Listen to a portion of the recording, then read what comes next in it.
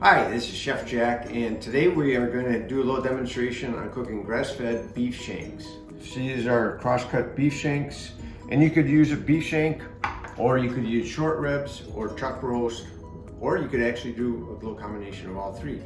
So with that, we'll just start cutting some vegetables and get the meat ready. So I've got about 3 pounds of beef shank, and for this recipe, again, a lot of these recipes you can just, they don't have to be precise, but I'm starting off with about a pound of onion, and I'm just peeling off the outer layers. And I always save the skins for a stock, either a meat stock or a vegetable stock. And again, these are just going to braise with your meat, so you don't have to be real precise. And if you wanted to, you could peel it, but I always like to leave the peel of the carrot on. If there's any rough spots, I'll just use the back of the knife. And then same with the celery. Again, I've got 8 ounces of celery, 8 ounces of carrot, and 16 ounces of onion. So the onion you always cut in half through the core end.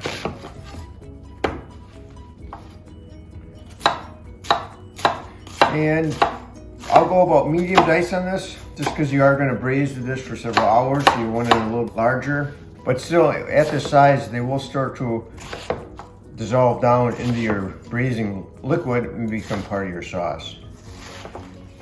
Put that in your little compost bin or stock bin. Celery, you could leave them whole or just cut them lengthwise. Cut it in half. And then I'll keep these a little bit separate, because when we start to cook the dish, we'll do the onions first, and then we'll cook the celery and the carrots after the onions have caramelized a little bit. And again, the carrot, the one nice thing about a French knife is you can balance it right on the cutting board and then come down into the carrot, cut it in half. Then once you've got a flat edge, you can just cut it. And I did wash the carrots ahead of time, along with all the produce. These are local grown carrots. They do have a little bit more, residual on them, but again, it's all washed off, and any rough spots you can just scrape off, and that I'll probably eat later. I can't eat in front of the camera. Then we'll just squish the garlic cloves.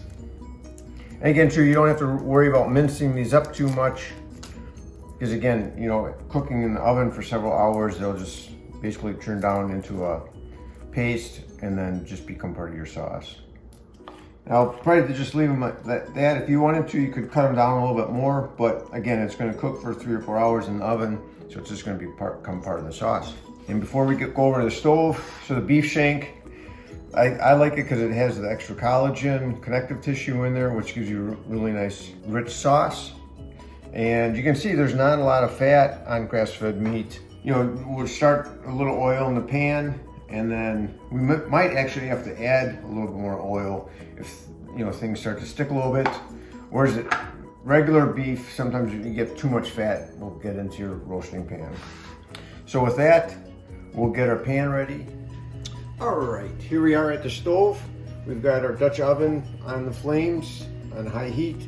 I've got a little bit of oil in there. You could use like a pumice olive oil or canola oil or whatever you typically use. And again, there's probably about a tablespoon in there.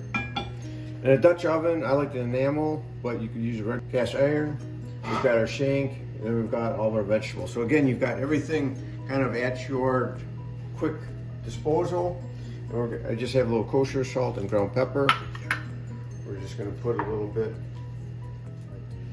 and then we'll put it.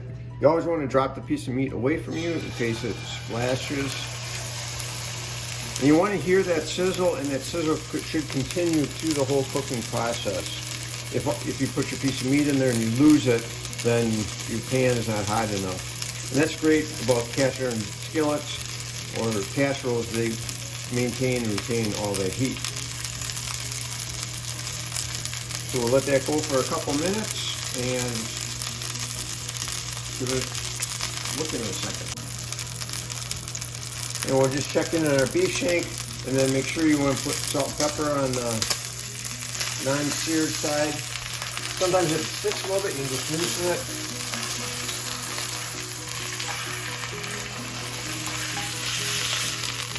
And you just want to give a quick look-see, and you could actually burners up on high. And again, just let it go for a couple minutes, and we'll check in on it again.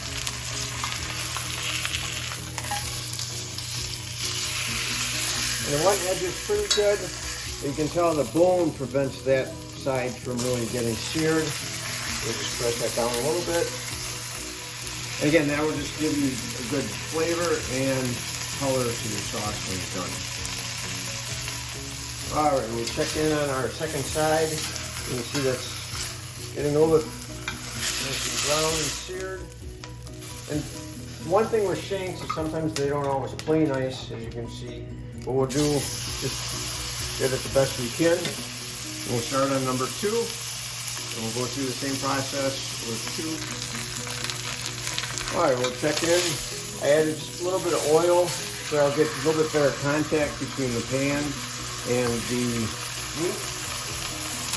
Again, there's only about a tablespoon of oil in there. That'll help get everything nice and brown. Again, we'll just continue on and number 2 brown. I just put it right in the cover, and then we've got one left. And there we go. Then we'll check in on number 3. Turn. And sometimes you can see if the tendons curl up the meat, you can just use a knife and cut it. Then let things relax a little bit. Again, you can ahead of time you could just go around the same thing. And we'll let that brown up nice. At this point, you know your shank is about ready. I always like to turn my stovetop down to a simmer, or just on low. You can take your meat out, got a nice sear on it. And then we'll add our onions. If you want, you can also add your garlic. Then I'll just use a spatula to keep things moving, and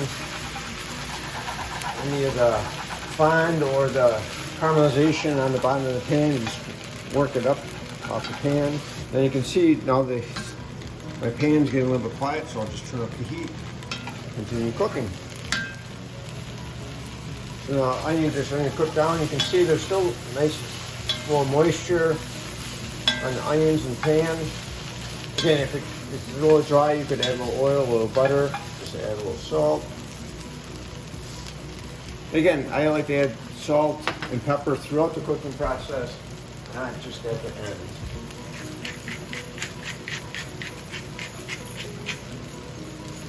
As long as I'm doing seasonings, we're going to do a little thyme. There's a little bit of sage in there. A little chipotle pepper. Gotta have a little spice in there. Something to give it a little kick. Stir that in. You can really start to smell the flavors now. At this point, you bring up our cutting board and then add the rest of our vegetables. And cook them until they all get nice and soft. Getting our onion, celery, carrots cooked down. It's really up to you how much. If you wanted to cook them longer, you could. Develop a little bit more color and flavor. The key is when you're sauteing like this, you can always hear that sizzling sound of your vegetables. If the pan is quiet, then you know that your heat is too low. What I'm going to do now is make a little room. And this is my stock. And I left it this way intentionally so that you could see how I do it. So I'll make a big pot of stock, and then once it starts to firm up, I'll kind of quarter it off. And then when I want a piece of stock, each of these about a little cup or 2 of stock. So I'll just peel off a quarter, and I'll drop it right there and let the pan soften it. If you wanted to, you could pull it out the night before, or you could put it in individual containers. All right, now we brought our stock up to a boil. And I always like to, at this point, give it a little taste, just to see what your broth tastes like, so that you have an idea of where it's at. Because once you add the meat, it's only going to get a little less seasoning. Put a little more kosher salt, a little pepper.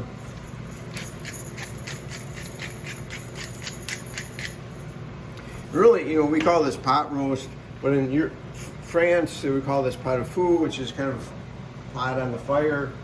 And it's a great way to use up, you know, especially like if you bought a quarter or 25-pound box of beef, you might be left with a little shank, a little chuck roast, a little short ribs.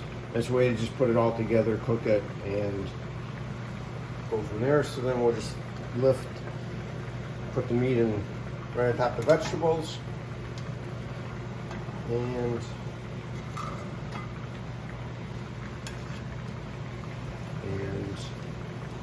shingle it up a little bit. And again, your meat should be, the liquid should come up about halfway up on the meat, and the rest of it will be exposed.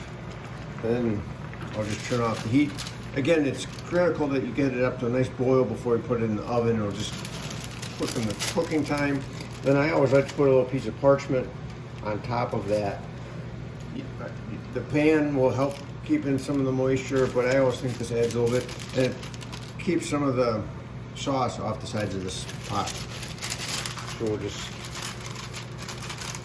put that on top of the meat.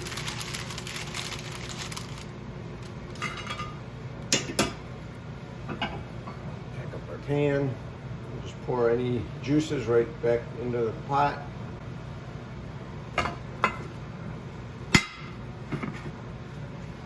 And then we'll put it into the oven.